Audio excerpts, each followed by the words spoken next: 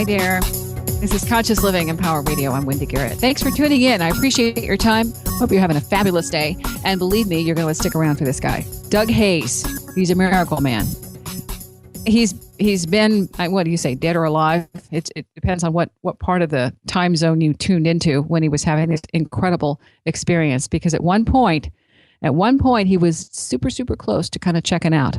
And I'm going to let you listen to him tell his story because he's a great storyteller and he's got tons and tons of experiences to add once that big shift changed his life from being basically I would say going along for the ride and enjoying all the highlights, which we all really want to do, to becoming an active participant and an incredible healer.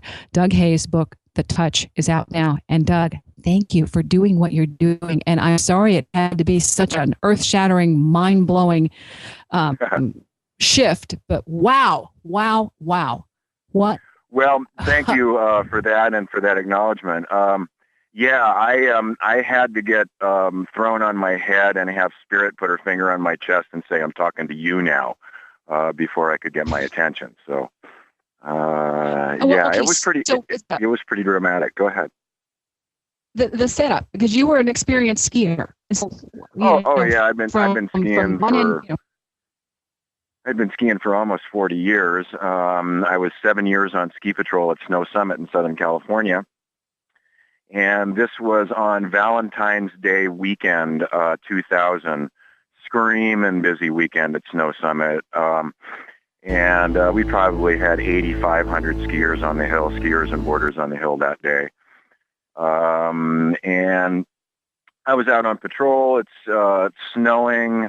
It's 11 o'clock in the morning, thereabouts, maybe a little earlier. And I'm coming back from a hill check, just sort of checking out an area of the mountain, looking for any problems. There weren't any.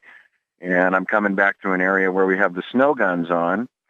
And I'm making my last turn out of that area. It's closed to the public because of the noise and the chaos of the guns and all of that. But we ski through there all the time. And it's just part of my hill check. And I'm coming down, making my last turn below the last snow gun onto an open run, and my skis run across the berm of snow from the snow gun, which is all wet and sticky, kind of like wet cement. And when my skis hit that berm, they stopped dead. I kept going. I busted out of my heel bindings and, flew through space.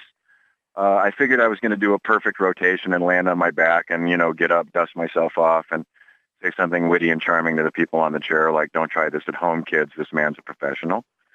But I did not make it. I didn't complete the rotation. I actually pile-drived head first into the ground. At that moment, it was like a bomb went off in my body. If you can imagine, whatever it was that kind of holds body and soul together just exploded. And I felt like confetti scattered in a windstorm. And I feel myself kind of tumbling through space, come to rest, face down on the snow, facing back up the mountain. And at this point, everything is white. And there's no chorus of angels. There's no tunnel of light. It's just white. And I'm not sure how long I'm there, but within a short time, I start to kind of come to, and I realize I'm lying on the ground. I'm looking up the hill, and I'm quickly taking stock of the situation. I realize that very quickly I can't move, I can't feel, and I can't breathe. And the thought passes through my head, 3 strikes and you're out.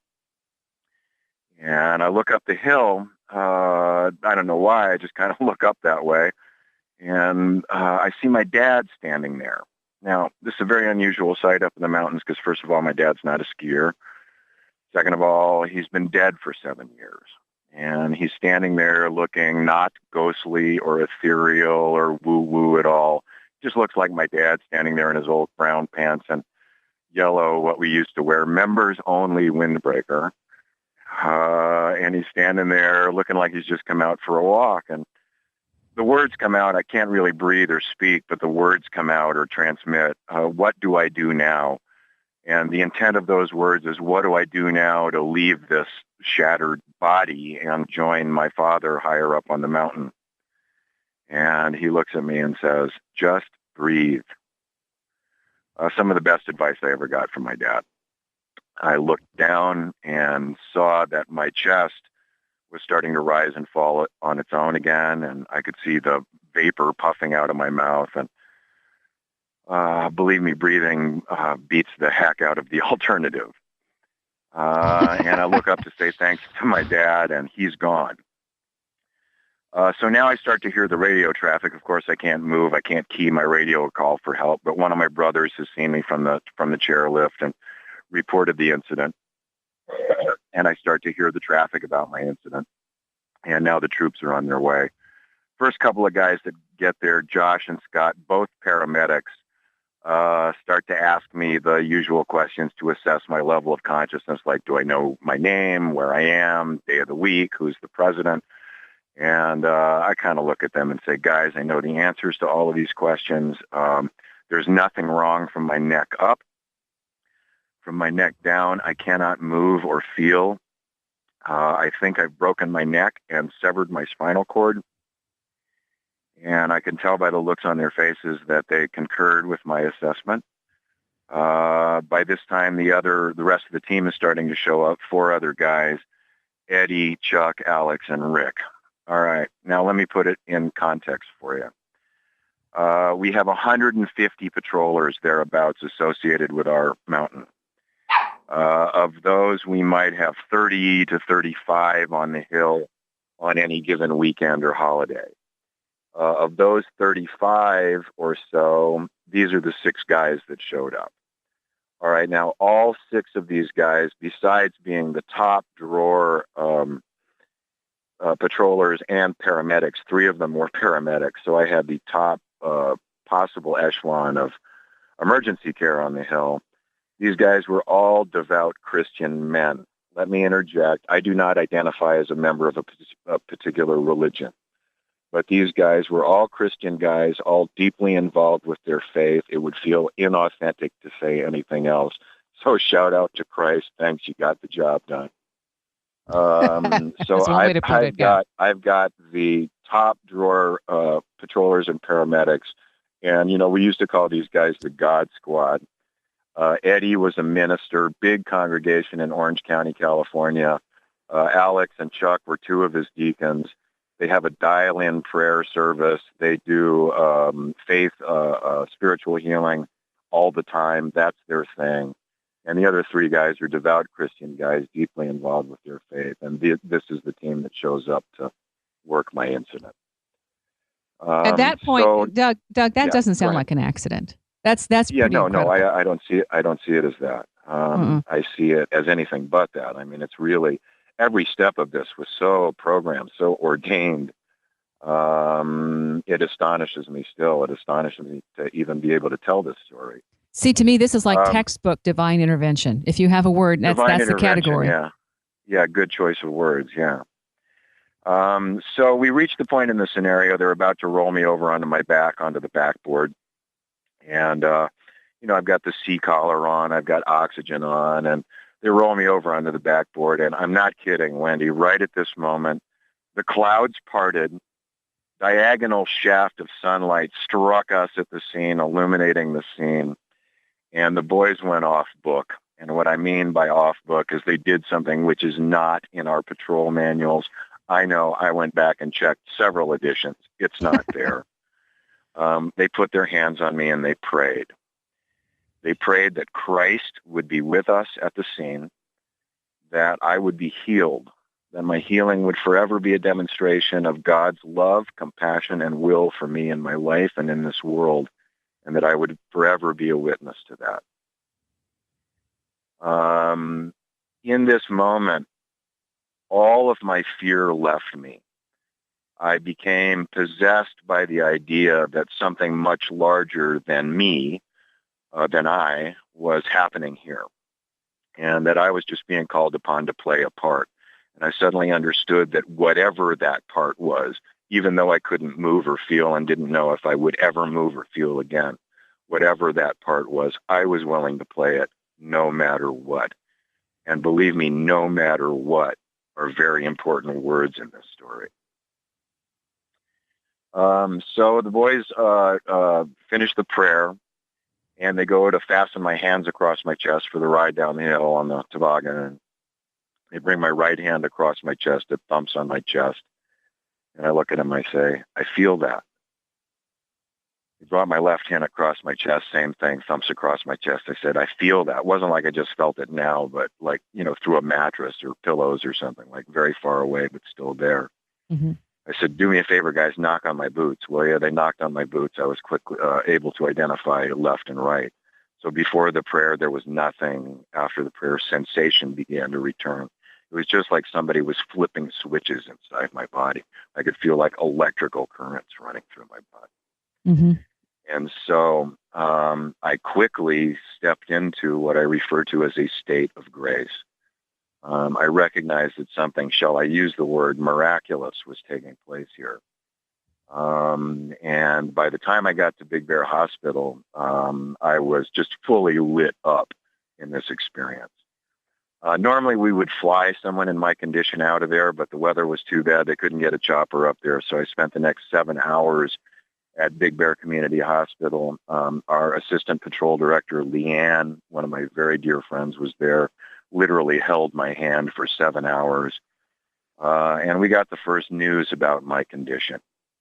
Now, the ER doc in Big Bear is the guy who sees all of the trauma cases that come off those mountains. Mm-hmm. On a busy weekend day between the two mountains, we'll have 17,000 people on our hill. A number of those people go to the hospital, and this is the ER doc that sees all of the major trauma cases that come off the hill. He comes in, he looks at me after he's run his tests, and he says, look, I know I can be straight with you. He says you have a 3-level spinal cord contusion, a triple process fracture, incomplete quadriplegia, and deep cord syndrome. And he says at this point in the conversation, it's a coin flip whether or not you'll ever be able to walk again. And I looked at him and kind of smiled because I was sure that I was being cared for by somebody, with a higher authority than our local ER doc. And I said, Doc, you have no idea who you're dealing with. And anyway, so about 7 hours, I'm in an ambulance heading down the hill, and I finally make it down to Loma Linda, which is the, principal trauma care center in Southern California. And the boys unload me from the back of the ambulance, and it's raining.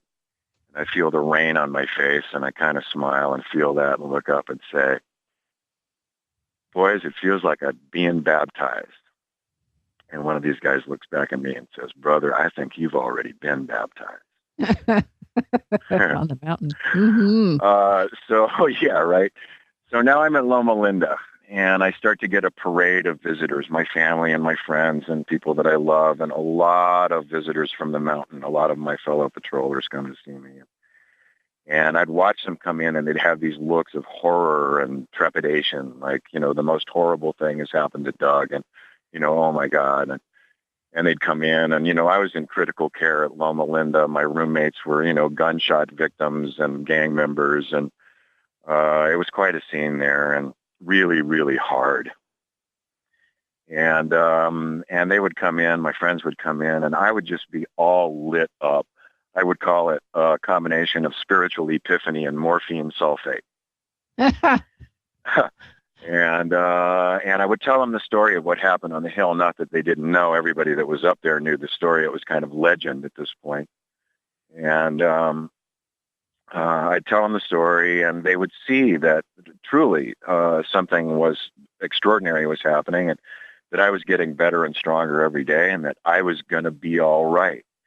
And somehow what had happened, the experience connected them with something within themselves. Their own experience of faith, their own experience of healing, their own experience of potential greater than we can imagine. It was right there in the room with us. And I would see the change come over them, going from this horror and terror and fear to this love and acceptance and understanding that it was all right, and that a higher purpose was being served here. And I saw it time and again every time I would tell the story. So I got to where I would tell the story a lot. I think I've gotten rather good at telling it. Oh, yeah. Thank you. So after about a week of this, and my first forays into physical therapy, where Eye of the Tiger should have been playing while I'm on the parallel bars, taking my first steps, and just working hard, hard, hard, and finally, after about a week, the chief of neurosurgery from Loma Linda and 15 of his residents show up and pull the horseshoe around my bed, and they're staring at me like I'm a strange lab experiment. And the chief says, well, I've been over your case, and I'm recommending a 3-level spinal fusion, cervical spinal fusion, to take the pressure off your spine and stabilize your neck. And I'm listening to him, and I look at him, and I say, Doc, I know you're making the right medical call here. If our positions were reversed, I'd be saying exactly the same thing to you. But something truly miraculous is taking place here, and I want to see how my recovery is going to go before I would consent to allow you to cut open my neck and staple my spine together in 3 places. And he looks at me like I've totally disrespected him, and shock wave travels through his entourage. They're looking at me like I've just told the Oracle of Delphi to go screw off. And anyway, they all prattle out, and I actually have. And they all prattle out, and within an hour, a nurse shows up with a clipboard going, essentially, if you're not going to consent to surgery, then we need your bed. What hospital do you want to go to? And I had that's no kind of idea. rude. Like, okay, see you, bye. Yeah, it was pretty sudden. Yeah, sudden. Yeah. Uh-huh. And so I literally took my hand, spun my finger around the air, closed my eyes, and let my finger land on the page. Landed on Daniel Freeman Memorial Hospital in Inglewood, California. See, this is impressive. This is really cool, the story that comes with this one. Yeah. Now, I didn't know it, but Daniel Freeman had the second-rated spinal rehab unit in North America at the time, second only to Johns Hopkins. And, by chance, as it were, that's where I landed. I don't view any of this as by chance. That was like chance in quotation marks, italics, And so anyway, 3.5 to 4 hours in the ambulance to get to Daniel Freeman. It's pouring rain. By the time I get there, I'm in a world of screaming hurt. They take me into Daniel Freeman, give me the best room in the house. Nurse Gina comes and gives me a pain shot. I settle down and start to feel a lot better, and spend about a month there doing my work.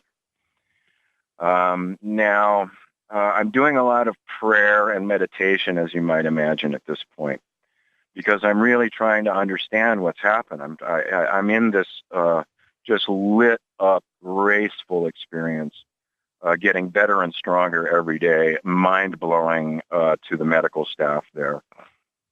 And actually, they brought me a wheelchair like my second day there, and I found out that I could push myself around in the chair. It had a sticky wheel on the left. But once I found out I could move around, that's all I wanted to do. So I would push that chair around the nurse's station, doing laps around the nurse's station, until I blew out a lat muscle on my left side. Oh. Yeah, right. And it was like, oh, yes. I mean, here's a pain I understand. This I can relate to. It's like, it's like a sports injury. There's the feeling. Okay, got it. Yeah, exactly. And so anyway, they had this amazing garden outside the hospital, about an acre or more. And, it's this beautiful, like, green belt manicured lawns and picnic tables with the wooden benches and these enormous, like, 100-year-old banyan trees overhead. And it's just like this extraordinary place. And I would go out there and pray and meditate and visit with people. And I was out there sitting at one of those picnic tables with my friend Vicky. All right. Vicky and I have known each other since we were kids, teenagers, and one of my oldest and dearest friends in the world. And Vicky and her husband, Michael, had also been one of my best friends, all my life since we were teenagers. And Michael had died 5 years earlier from melanoma. I'm on record as saying that is a raging bitch of a disease. Wow. In the last year of their life together, it became an absolute horror show.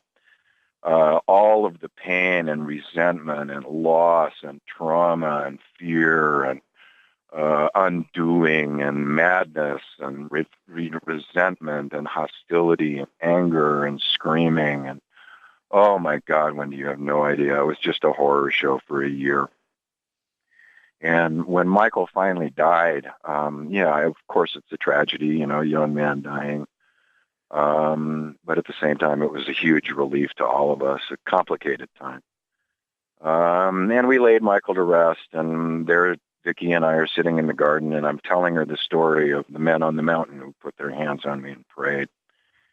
And I said, Vicki, I know that there are angels in this world, and that there are 6 angels now, that some of them wear red jackets with white crosses on them. And there are 6 angels now that I know that I can name. And at this point in the conversation, it was as though someone else had joined us. Someone else had joined the conversation. I looked at her, I said, and there's one more angel, Vicki, and it's Michael, and he's here.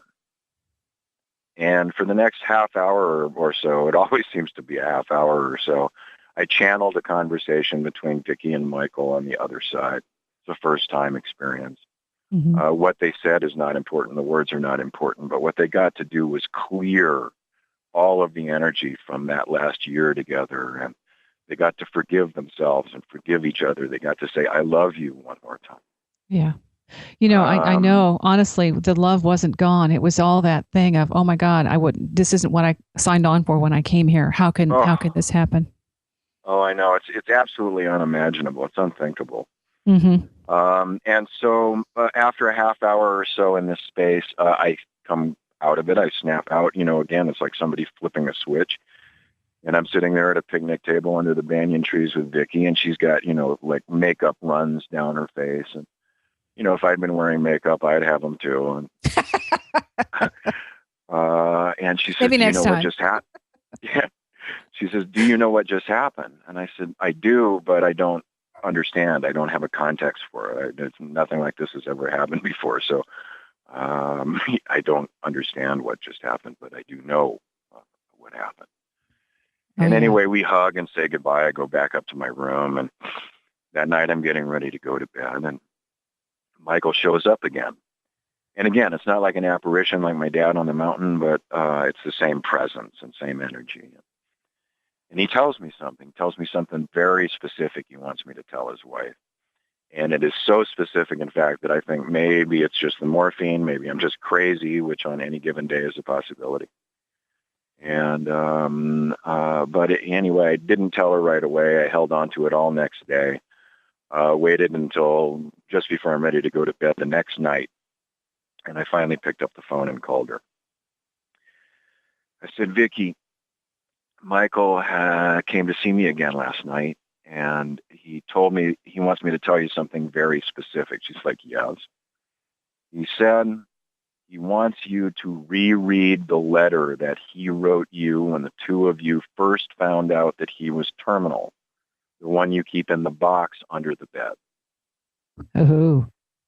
Well, Vicki just lost it on the phone. She goes, oh, my God, I know exactly the letter you mean. I do keep it in a box under the bed. And I have not been able to read that letter for years. But when I got home after what happened in the garden, I took that letter out and reread it again for the very first time.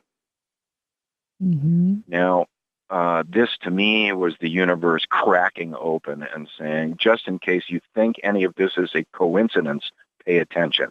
Yeah. Yeah. And I really started to do that. I really started to listen. See, this is phenomenal. And I love that you got that. We're going to have to take a break. Go ahead. Okay. I'm here and there's more. Okay. Yeah, I know.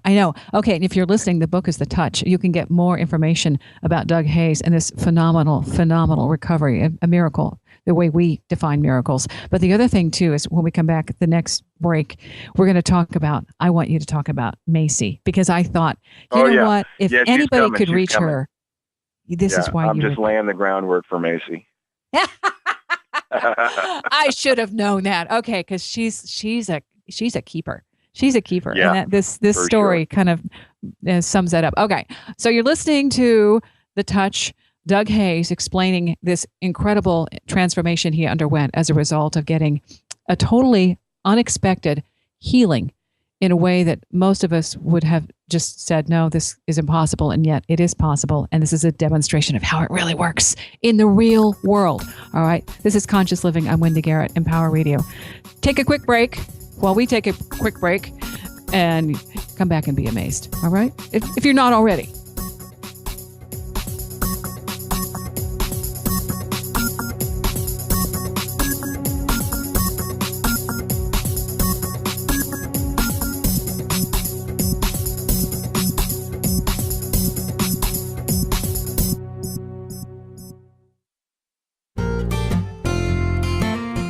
I'm home and I love it. I'm home where I belong. I'm home and I love it. I'm home where I belong. It's always nice to come home. But these days, many Americans are at risk of foreclosure and losing their homes. Fortunately, help is available. Making Home Affordable is a free program from the U.S. government that has already helped over 1 million struggling homeowners, and we want to help you. I'm home, and I love it. I'm home. Find out now what your options are. Go to makinghomeaffordable.gov or call 1-888-995-HOPE. The sooner you act, the better chance we can help you. I'm home, where I belong. Brought to you by the U.S. Treasury, HUD, and the Ad Council. Sassy! Sassy! This week's episode, Danger at the Old Well. Last one to the old well's a rotten egg! Haha, I win! Whoa! Ah! Sassy! Johnny fell down the well! I'm wet! What, Sassy? You know where Mr. Gunderson keeps his rope? Go get it, girl! What? You'd rather use this time to set people straight about shelter pet adoption? I'm cold! People shouldn't be afraid to adopt from a shelter? Because shelter pets are screened for sound health and temperament? I'm wet and cold! Sassy, what about Johnny? What? Let Johnny sit in the well until he learns to be more self-reliant? Sassy! What'd he say? Sassy is brought to you by the Ad Council and the ShelterPetProject.org. Remember, adopt. Have you ever lost a cat? And have you ever wanted to get your cat back after you lost it? Hi there, I'm Andrew Hoffman. I went on this website called inventnow.org. Then I decided to make an invention of my own. It's called the Lost Cat Magnet Invention. So you can get your cat back after you lost it. Just turn it on, and lost cats stick to it. That's a good cat. If your cat was hiding up in a tree, it won't be up a tree anymore. It will be stuck to the lost cat magnet. And sometimes they fly toward you in the air. Just listen to one satisfied cat. See, that's proof. You should go to the inventnow.org website too. But just remember one thing. Don't do a lost cat magnet. Anything's possible. Keep thinking. Get started on your own inventions or just play some games at inventnow.org. Brought to you by the U.S. Patent and Trademark Office, the National Inventors Hall of Fame Foundation, and the Ad Council.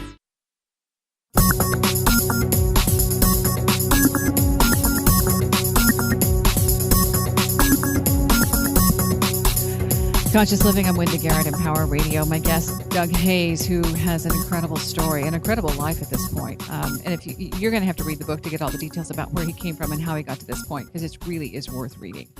But the healing that he's now teaching as a result is fantastic. And this is an example as we get into this story here with Macy. Macy's just a little bit skeptical of this little wonderkind who's wandered into her part of the universe. So like, yeah, right. Okay, dude. Sure. Explain, because I just loved it. She's not cutting you any break. No. Yeah, she was a real character, Macy. Let me just platform it real quick. Because I said after the event with Michael, I was back out in the garden again the next day. And I'm sitting there in my wheelchair and the light is streaming through the banyan trees and I hold up my hands and it's like backlit, very dramatic. And I hold up my hands and I say, if it's possible for a group of guys to show up at my incident and put their hands on me and transmit this kind of healing energy to me, why couldn't I do that for someone else? And the voice in the garden says, what makes you think you can't? And I went, oh, just like that. I spun my wheelchair around, went back inside, got on the elevator up to the spinal unit. I'm coming off the elevator. There's my friend Pat sitting there. All right, Pat is a 300-pound black Baptist woman. She's one of the first people I met when I got to the hospital and told her my story. When I told her my story, she literally just threw her arms around me and held me and prayed for me, and tears running down her face. And we became instant friends. I mean, she's just this wonderful gravity person, you know, Earth Mother, Baptist woman, and, you know, just a powerhouse of a woman. She's there for pain management, rides around on one of these little rascal scooter type things. And so I'm off the elevator in my wheelchair. I said, come on, Pat, I need a witness. And the two of us wheel into Macy's room. All right, let me give you Macy's room. Yeah.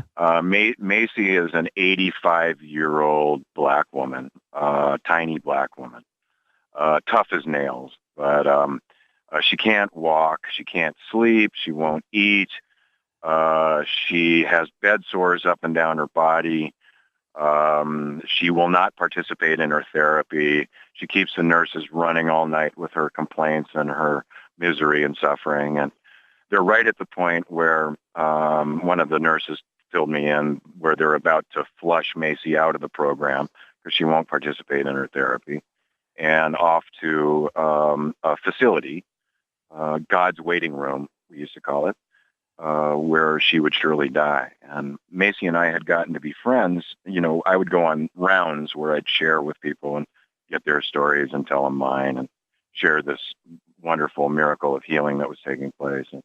And I'd gotten to know Macy that way. And she was just amazed that anybody would come see her and talk to her or care enough. No family ever came to see me. Only the nursing staff or PT staff ever went into her room. Her room was a double room, and she was in the back. In the front of the room, the lights were off, so there was like this pool of darkness.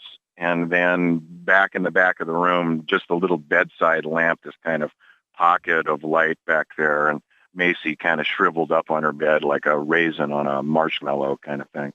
Mm-hmm. And so Pat and I wheel in there, and we wheel up on either side of her bed. And I said, Macy, I've been out in the garden again, and God told me he was going to allow me to heal people by putting my hands on them. And she looks at me and says, oh, would you put your hands on me, please? And I said, well, that's what we're here for, Macy. And before I know it, we're like rolling up her nightgown. I said, let's not roll it up too far. I don't want to put my hands on too much. And Pat cracks up laughing, and Macy cracks up. And we go to work. And for the next, again, half hour or so, we're in there. And I just go with what the guys on the mountain prayed for me. I mean, I had no technique at this point. I'm just waking up. And yeah. But I prayed the same thing they prayed for me, that Macy would be healed, that her healing would be a demonstration of God's love, compassion, and will for her in her life and in this world. And she would forever be a witness to that. And then I riffed from there. I mean, I'm pretty good with words, so I just improvised from there. And Pat, for her part, was a professional prayer and just filled that room with rhythm and music and soul and hallelujah, and just this most amazing devotional outpouring. And between the two of us, we just lit up that room for half an hour with the music of the soul. Mm-hmm. And again, after about a half an hour, I was like, somebody flipped on the lights, and I'm sitting there with a couple old ladies by a hospital bed. And I go, ladies, it's been amazing, but I got to go to bed. And I wheeled out of there totally exhausted, back into my own room, crawled into bed, and fell asleep right away. Woke up the next morning, went to physical therapy, worked out like an animal for a half hour, and I'm coming out of physical therapy dripping sweat. And there's Pat sitting on her scooter, and we kind of wheel up together, and we're, debriefing about last night. And as we're huddled up there, we hear, there he is. And the two of us do the, cinematic double take and look down the hall. And here comes Macy walking down the hall with her physical therapist, who doesn't have a hand on her. I mean, she's walking on her own down the hall, unsupported, no cane, nothing. Walking down the hall, the physical therapist, like white as a sheet, going, "Oh my God, what did you do? What did you say?" She goes, "There he is. The power of Christ done come through Doug, and I can walk again today." She walks right over to us. She puts her arms around me, holds me close, grabs Pat, does the same thing with her, and we're all kind of there, like tears, streaming down our faces, all holding each other. And then finally she goes off with her physical therapist, and she's like, "I get to take a walk with this handsome young man," and they go off down around the corner. Pat and I are just there staring at each other. Anyway, ribbon on Macy is that she continued to get stronger and better, and I did the same. And on the same day that I left that hospital to go home, Macy left the hospital to go home. Wow. And so that was truly my See, wake-up that's the thing. call. Yeah. That's huge. Of all the people to reach her, because, the way you set it up in your book, this is somebody who, in a lot of ways, she was untouchable. She had just given up, and she was peeved, and she was irritated. She was a little crusty curmudgeon. Yeah. And you brought her back. You brought her back. Well, here's the thing, and I really need to express this. I don't take credit for any of this. I've been working with this stuff now for 16 years. It never ceases to blow my mind. This is spirit in action through the soul, as Paracelsus would have said. I didn't make this stuff up. I had to get laid flat on a mountainside in order to shut up long enough to get it. This is in all of us. What healed Macy is her relationship with spirit. All I did was show up in an appointment. All I did was facilitate an interaction, and that's all I do. I've gotten some technique over the years now. There are some people that I've worked with over the years who are very, very good at this stuff. And I found it out through myself. I mean, through my own experience, through my own body, through what healed me, through what got me off the wheel and the pain meds. And, am I really going to need to be on oxycodone for the rest of my life? Seriously? Yeah. That was not an option for me. And so, I spent the next decade or more working with a lineage of masters and teachers from various different traditions. And, I'm not a woo-woo, airy-fairy kind of guy at all. I spent 20 years on ski patrol. I have over 500 mountain trauma rescues under my belt. I have a healthy respect for Western medicine. Western medicine has been very, very good to me. Thank you very much. Mm-hmm. Yeah. And so, what I view in the package of, which is now known as ROM healing, the system I present in the book called ROM healing, I send a big shout out to Western medicine and recognize that it's clearly a very important club in our bag. That being said, obviously the way Western medicine is practiced now is it leaves most of us wanting desperately. We work toward the eradication of symptoms. The eradication of symptoms represents only the tip of the iceberg of what's going on with the person. Western medicine does not even begin to address the rest of it. When I got hurt, when I was dealing with what I was dealing with, it affected me not only physically, but psychologically, mentally, emotionally, spiritually, financially. It affected my relationships. It affected my self-esteem, my self-perception, my ability to concentrate, work, my sense of being of value, my sense of being a provider to my family. There's a lot of shit going on here. And what I've come to understand is that when somebody goes through something like what I went through, whether it's a disease or a trauma or a family trauma, a loss, grief, those kinds of things, it affects us at all of these levels. And We have the capacity, it's in all of us, to access these experiences, access these traumas, locate the places where they're locked in place within us, release them, and then fill those centers with vibrant, alive, living chi, living life force energy. We have. I want to ask a personal question for you, because this is where the deal. I mean, in view of Prince, the death recently, they're saying one of the things he was going to do was try to get treatment for addiction, and he was battling, according to gossip, hip pain and that kind of trauma. And so with this, you've got this tremendous pain that is a result of your trauma. And pain is, I think, for most people, that's the one bugaboo that really, really, at this point, for our Western medicine, is the one thing they haven't been able to tackle, the one thing they don't know how to deal with. And and that's very true. I share that view. In the beginning, I was on every pain management protocol imaginable, short of a pain pump, where they inject morphine directly into the spinal cord. And you wear a sensor on your body, and you have a thing that looks like a garage door opener. And you dose your central nervous system directly with morphine on demand. For the rest of your life. For the rest of your life. The thing needs to be serviced routinely, and you then become essentially chattel for the doctor for the rest of your life. Yeah. I said no to that. If I was able to face down the chief of neurosurgery and 15 residents at Loma Linda, saying no to the pain vampire was a walk in the park, believe me. That's why they gave you the boot. It's like, okie doke. Right. It doesn't fit the profile. And fortunately for me or otherwise, I have never fit the profile.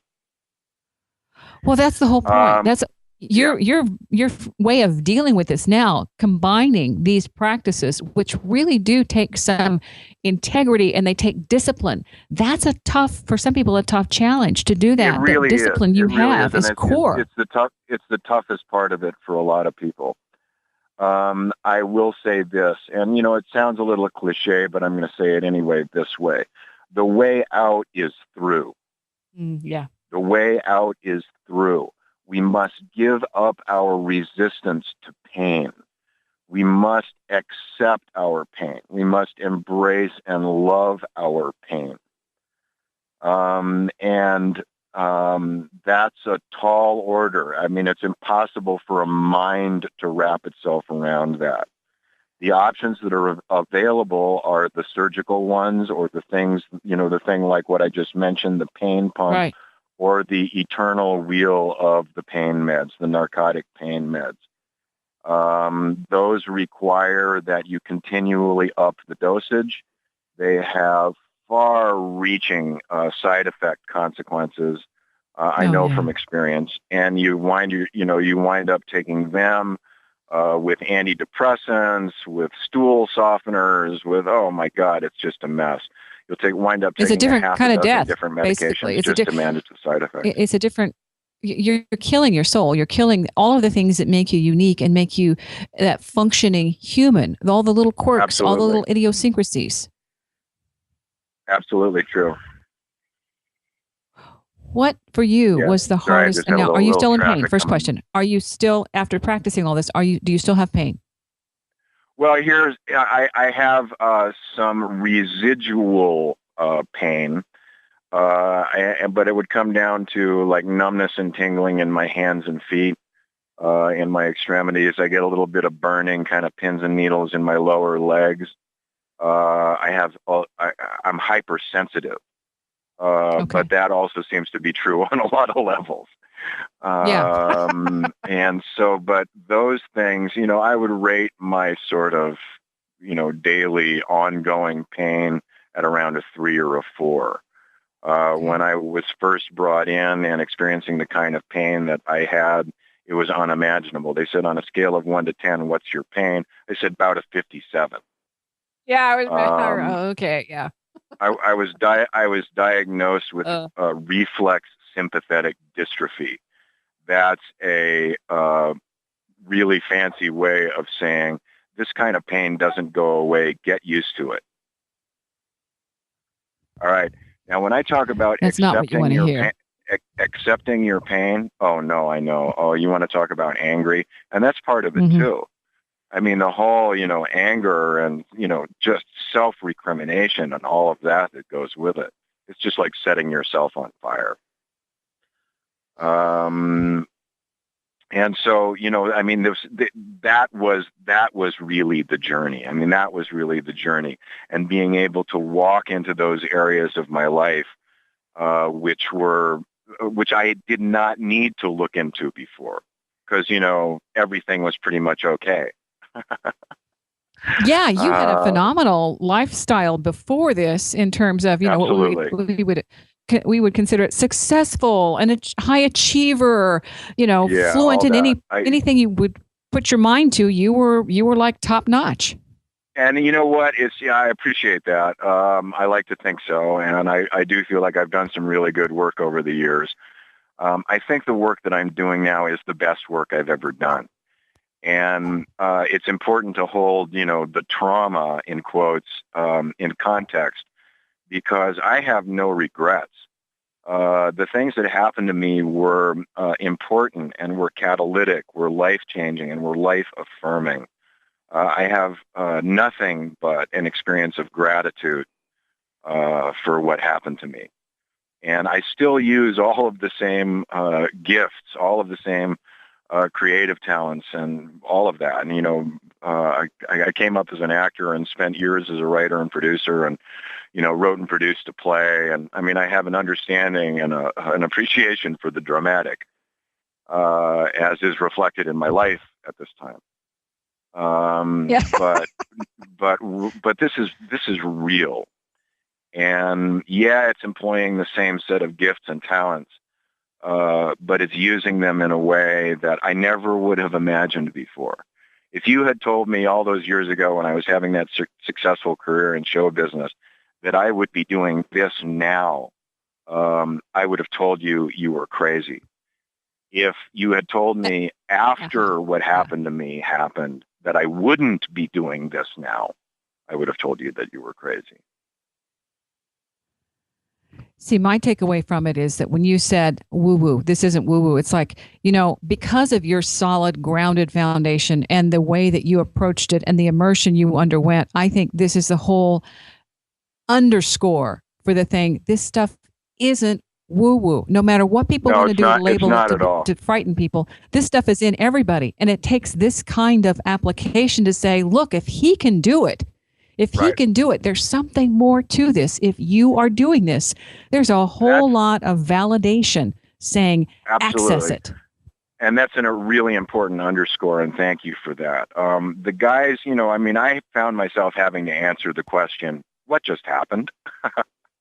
And as I said, I sought out a lineage of masters and teachers, and the guys that I learned from, men and women, but these particular guys that I'm talking about are grand masters. My Chinese doctor, Dr. Baolin Wu, Santa Monica, California, right across from the Santa Monica Pier.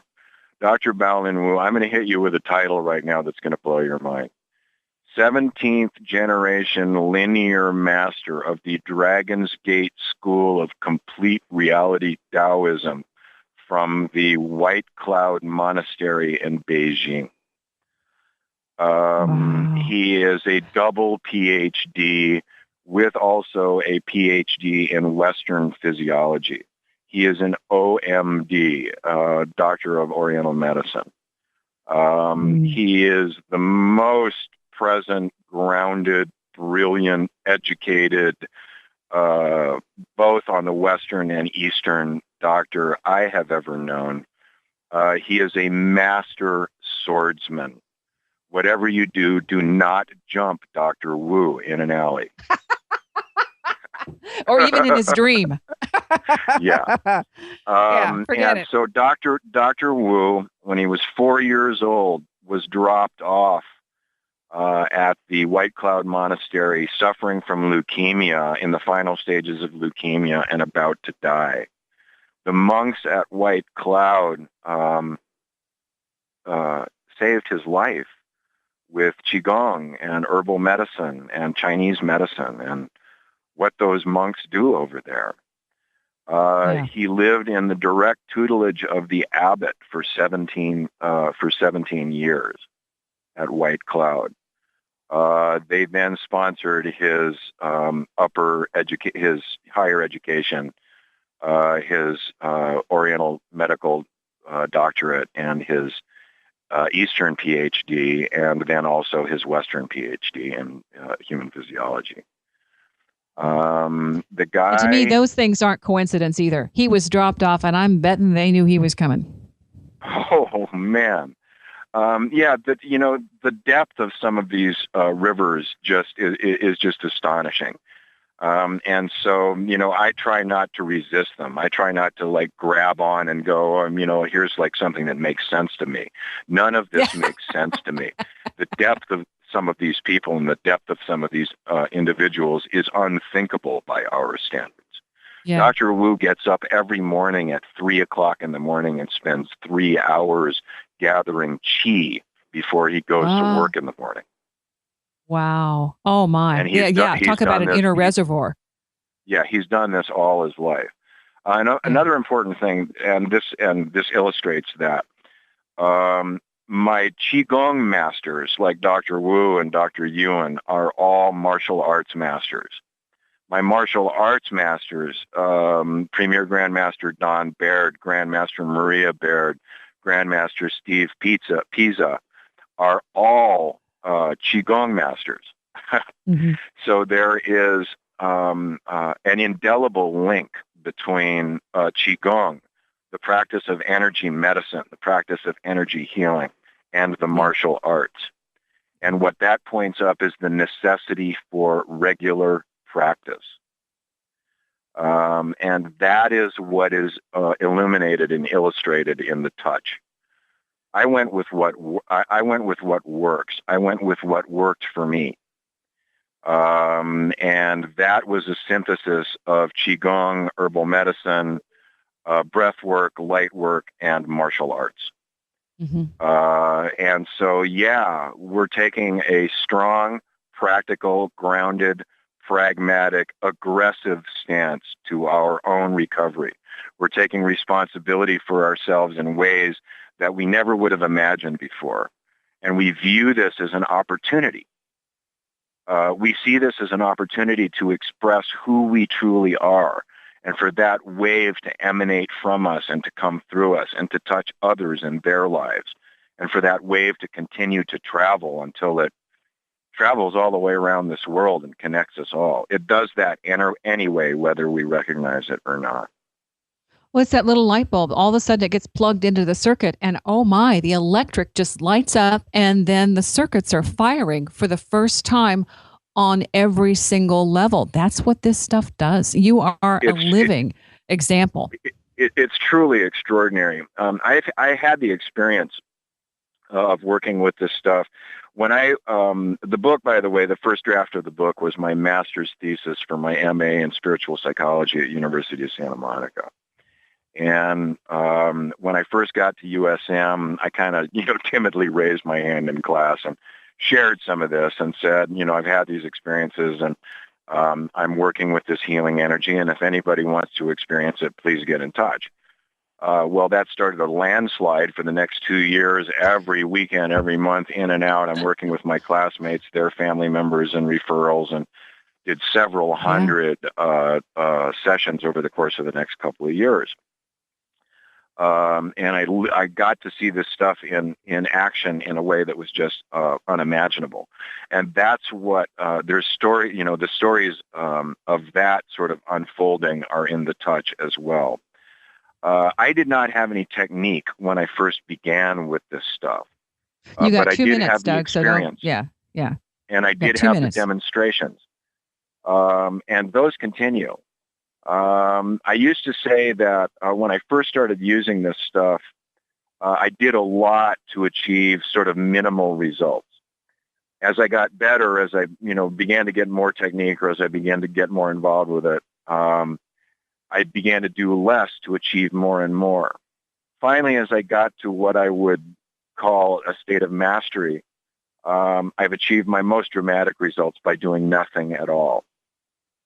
I can't tell you how many times I show up, for an appointment when somebody's booked an appointment with me, and the thing they called me about is already cleared. Okay, there you go. This See, has your presence. Has nothing to do with me, and it's in all of us, and that's what the touch is your all about. Presence, yeah, your presence is a part of it, though. So I want people to connect with you. The touch. I would agree with that. Yeah.